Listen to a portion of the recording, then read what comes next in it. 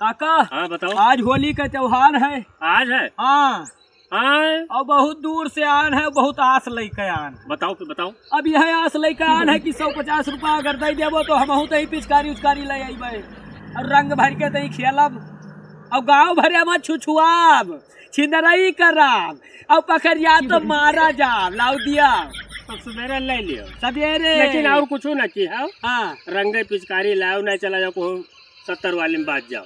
तो है तो हरदम दरुआ नशा नहीं जब पिचकारी खेले हो। हाँ लेकिन तो वो हमारा ना बात तो हमको मुझे नहीं जान का करता है। वही रंग पिचकारी के आड़ में दारू पिया। हाँ हाँ नहीं तो हम अहमियत में नहीं है हमका पैसा दियो सवेरे लियो कै रुपया बढ़िया करी करी। हाँ आज जुड़ते सवेरे कब त्योहार आज है सवेरे लड़ऊ ले है पैसा नहीं सवेरे में तो है दिया बोजारा त्योहार है नहीं 100 रुपया निकाल दे सवेरे में तो है देवा चला जाओ सब बांध लाओ बुआरा और को बन के खेले हो। हाँ लेकिन वो महान बाज जाओ।